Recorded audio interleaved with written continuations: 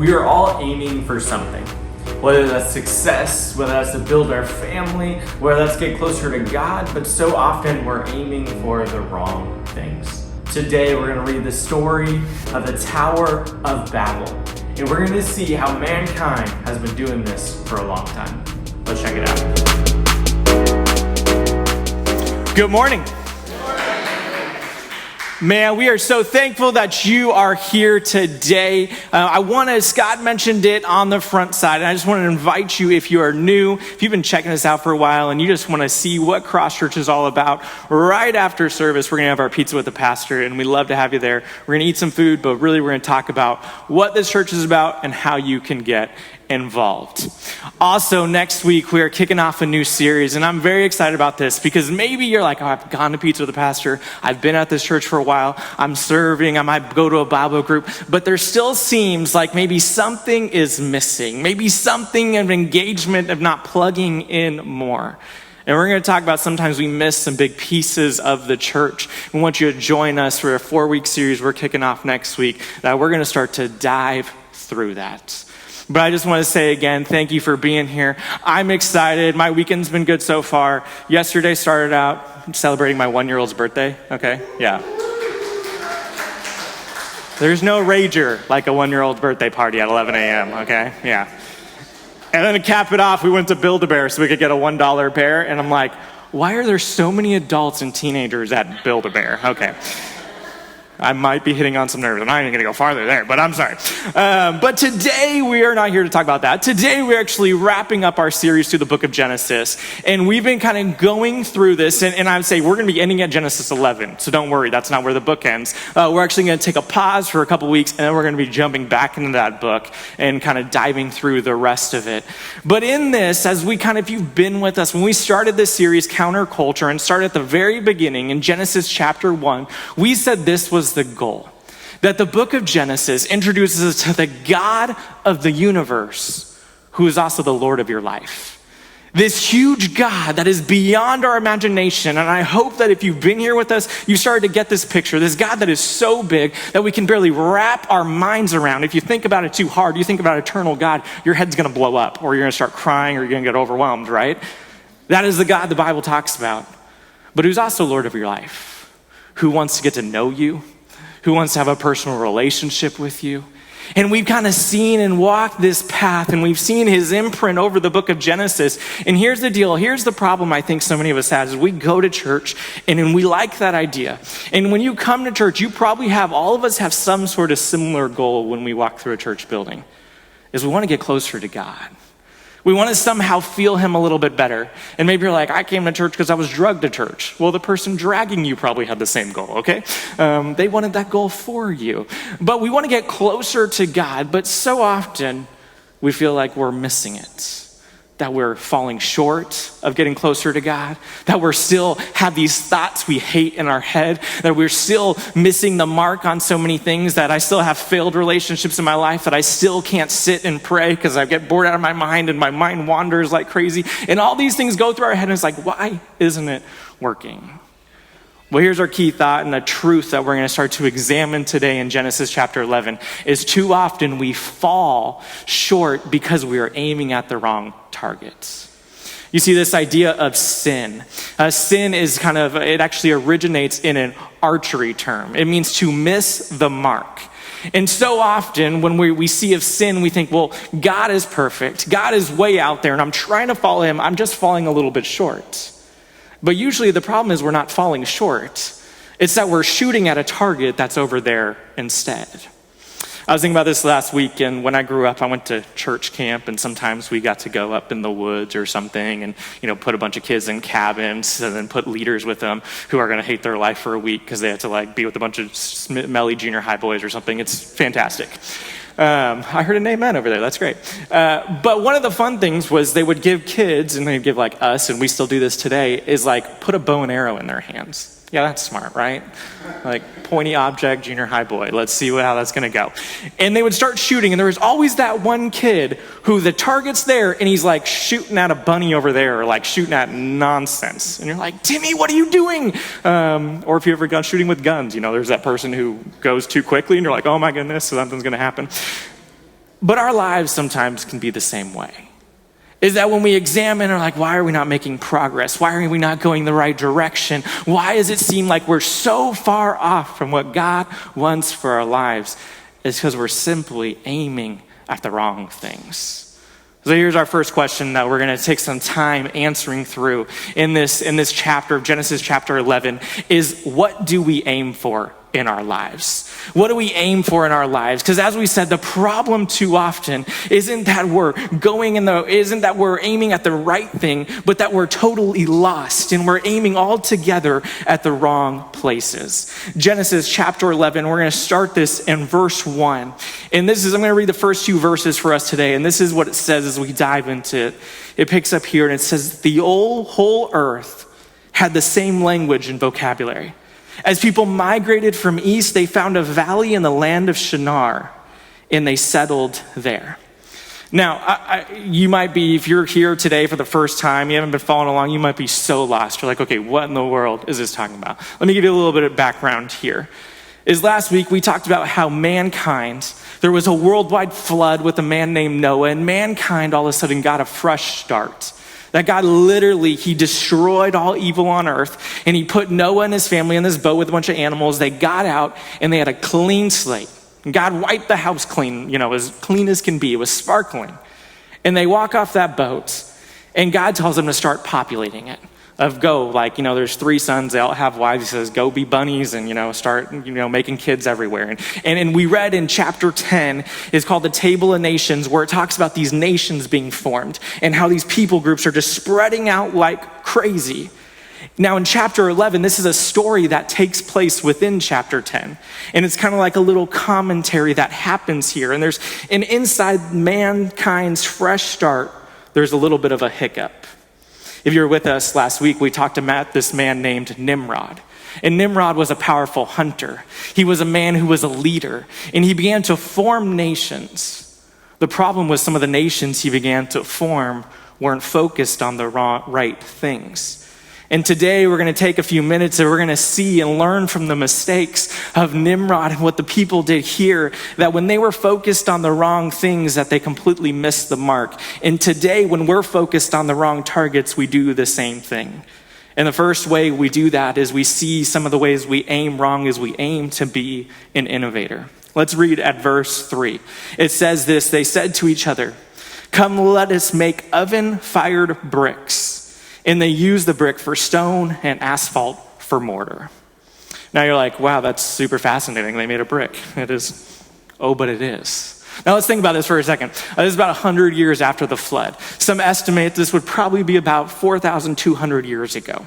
So this is before ancient Greece, ancient Rome, ancient Egypt even. This was a long, long time ago. And they built a brick similar to what we use today for construction. Okay, I hope our houses are built a little bit better, but we still use bricks today in various kinds. But this was a big step. They went from probably wood houses or very light material to start making brick. So this thing had some lasting power. This was a huge innovation that happened in their world. And I want to kind of stop and say aside, innovation is a great thing. I did my undergrad, my bachelor's degree actually in business management. And I went in the corporate world and HR for a little while before that. So I'm still fascinated by that. And one of my favorite shows is I can watch Shark Tank all day long, okay?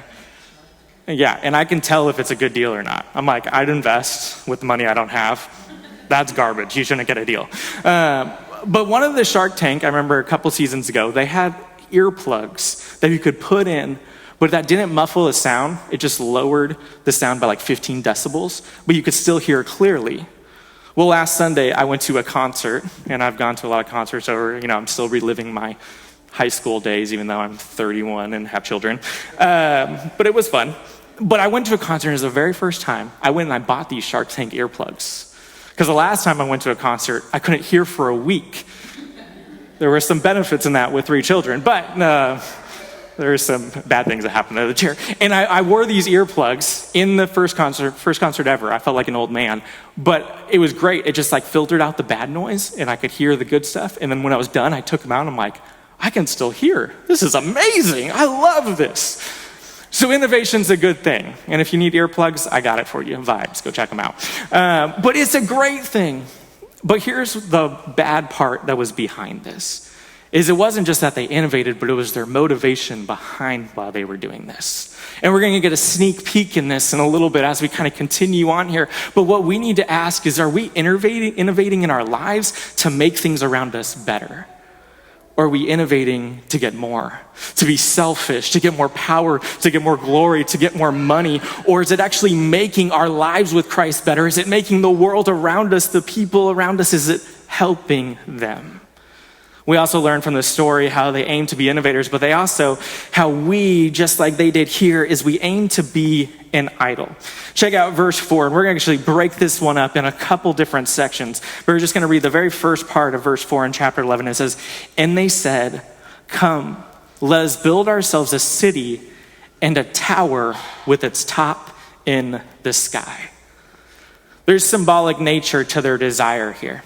They wanted to build this giant tower so that other nations would look to them as gods, would look to them as powerful, like they were above them. That was their goal and why they were building this gigantic tower. I actually had to Google this a little bit, but I thought of this word idol, and it's still, that has some cultural relevance a little while ago. But I was like, is American Idol still around? So I Googled it. You know what the answer is? Yes. It's been around for 20 years. My question is, who's still watching that, okay? You can raise your hand and we can publicly shame you later. I'm just kidding. But they're getting ready to go into 20th season. And then I thought of but that was actually just the start, because there's a million shows that are just like it that have spun off. And why is that show still around? Because people still watch it. And there's something in our culture that we want exactly this, that they built so that other people would think they're powerful. Other people would look to them. Other people would see. And it's funny how different this is, that when you look throughout the Bible and scripture, this word idol is always used poorly, is always used something as a fake substitute for God. But if we're being honest, we do the same thing with powerful people in our world today.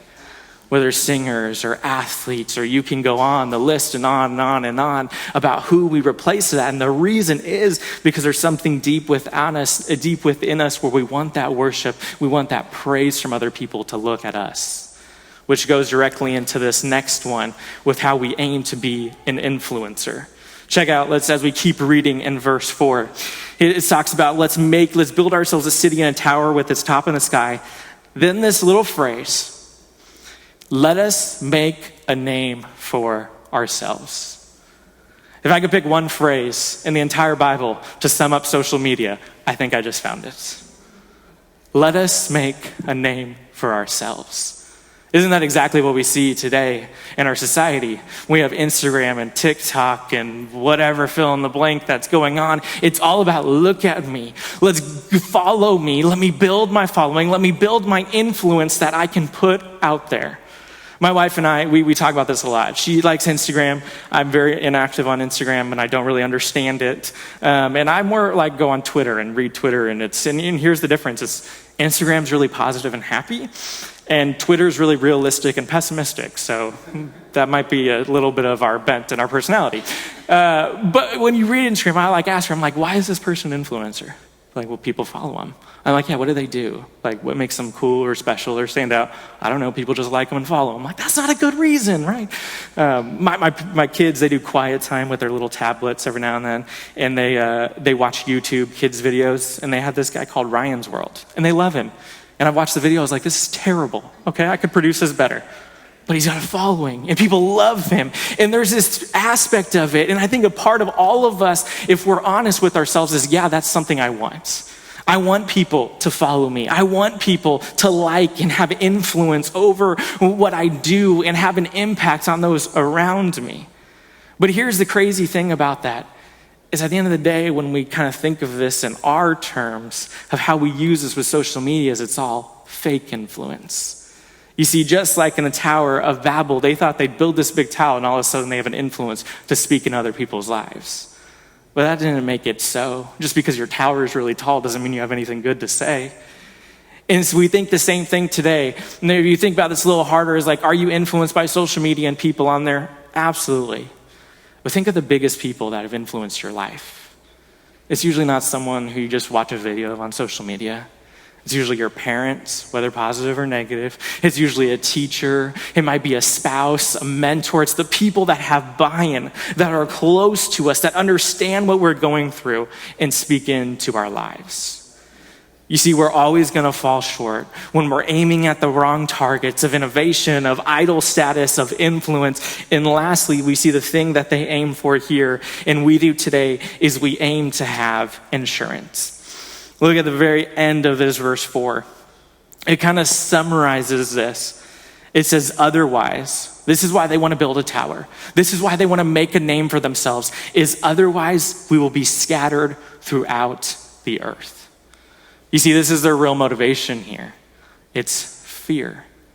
They were afraid that if they didn't go down this path, that if they didn't innovate, that they wouldn't have anything to offer or they wouldn't accomplish anything in their lives. They were afraid that if they didn't try to become idols and they wouldn't have any power, they wouldn't have any say in the world around them. They were afraid that if they didn't have influence, that they wouldn't be able to speak into anyone else's life. And lastly, they tried to set up stability because they were afraid that life would get hard and they wouldn't be comfortable and they wouldn't have somewhere they could come to. You see, fear is a powerful motivator. It can be something good. Sometimes fear makes us try harder to work so we can provide for our families. Sometimes fear makes us lean on something that's bigger than ourselves when we realize we can't do it. But sometimes it also causes us to chase superficial things in our lives. Things that don't really matter. Things that we think I'm going to miss out on if I don't go this way. Or I need to fill this in my life, otherwise I'm going to be missing out. But at the end of the day, it's just here, it's fleeting, it's gone, and it doesn't really matter. So when we take all that into account, when we see all this, that they built this tower for all the wrong reasons, for all the terrible reasons, what do? Well, we say this a lot here because I like to always build depression and try to get to the point in the sermon where you're most depressed and terrible and you feel horrible as possible, right? That's where it gets good. Because then we start looking at the solution. And the solution isn't anything on our side that all of a sudden we just need to think harder. We can pick ourselves up, or I'm just going to change and I'm going to aim at the right thing.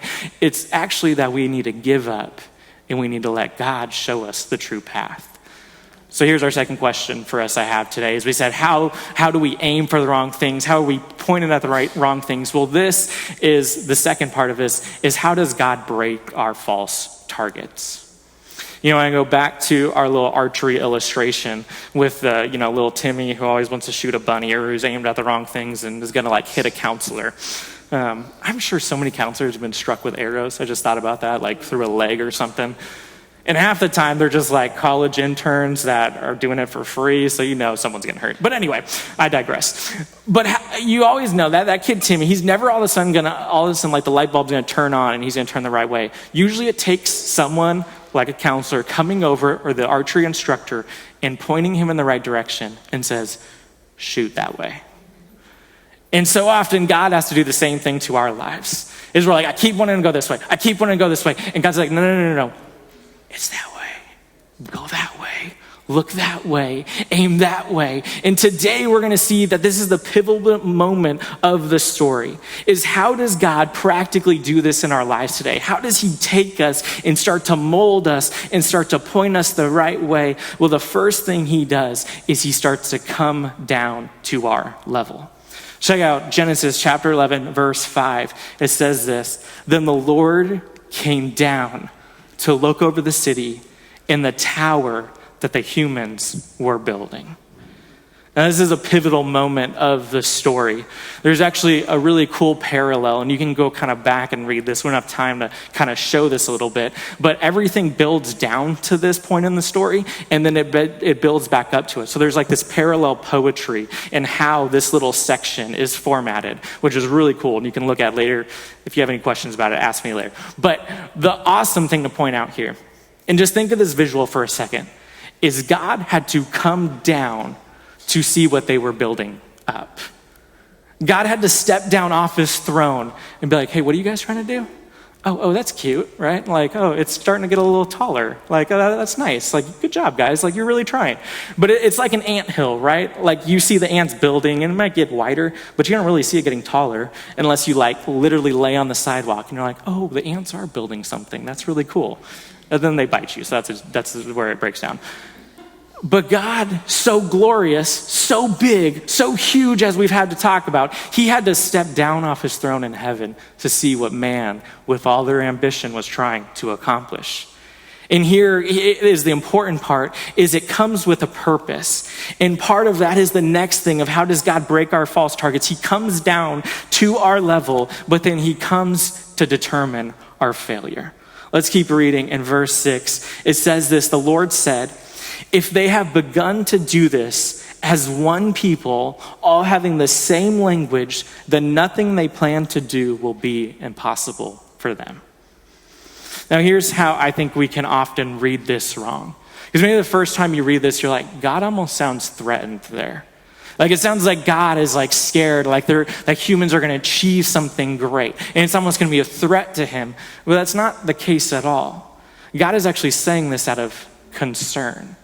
He starts to look at mankind. He's like, if they start to accomplish this, and this is just going to be bad. It's just going to lead to hurt for themselves, for the people around them, for the rest of mankind. They are building up a power that's going to be abused, and sin and hurt and sorrow is just going to spread all over the earth. If they're already doing this 100 years after I give them a fresh start, how much worse is it going to get?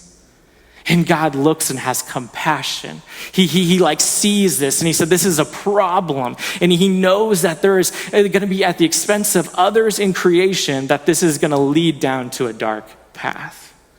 We see this in our world today. Maybe you've lived this, or you know people in your life who have done this. It's like where you try so hard and you chase your career with everything you have. You knock down every door. You work as many hours as possible and you are successful in that field. But the foundation of your family just breaks and crumbles at home. And the world may look at you like, man, you're a success. Man, you earned this much money. Man, you accomplished all this. But at the end of the day, you forsake and you let die what was most important in your life. And so often we do this same things where our ambition can get the best of us. Our ambition can go down a place, and God, as he comes and looks at this, he's like, this is destined to fail. They are focused on all the wrong things. So we see next that he comes down as he continues this. He comes down to our level. He comes down to see where we have failed, but then he comes down to discern our solution. Let's keep reading in verse 7. He said, let's go down there. And let's confuse their language so that they will not understand one another's speech. So from there, the Lord scattered them throughout the earth, and they stopped building the city. Verse 9, therefore it is called Babylon.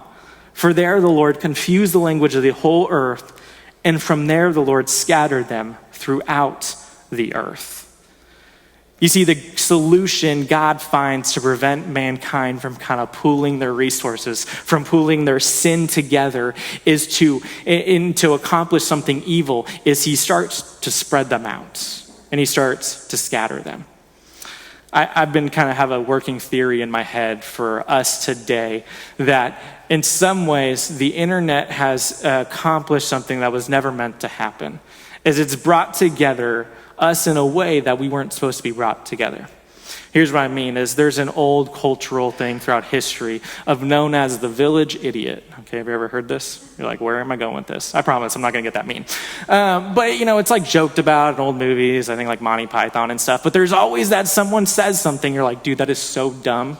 Like that is not a real thing. So everyone around them in their community, whether it was ignorance or they're just trying to be dumb, would correct them and say, all right, the earth isn't flat or whatever that is. Like, stop saying that, stop telling people that, or we're going to correct you. Here's what the internet has done. Now you can find someone who has that same dumb belief as you, and you can form a pact to stick to your dumb belief, okay? And now there's these little groups, and all the village idiots, they have their own chat room, and they talk about how they're right. It's the Tower of Babylon today, right? They pool their resources for something when they should have been scattered. And here's what we often do is sometimes, and we want to gather when God is telling us to scatter, and we want to scatter when God is telling us to gather.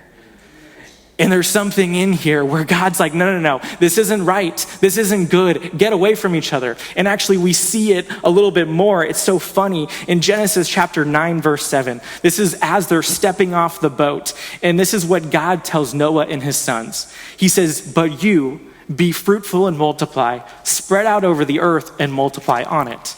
He says, scatter, go be like bunnies, go fill the earth with children, go do all that. It's great. And then you get to chapter 11, verse 4, and it says, come, let us build ourselves a city and a tower with its top in the sky. Let us make a name for ourselves, otherwise we will be scattered throughout the earth. They were doing exactly the opposite of what God had told them to do. They were supposed to be filling and spreading and going down this path, and instead they forsake the teaching of God to build their own empire. And today we have to be careful that we're not doing the same. So often we want to scatter out and we want to run away when God is saying, no.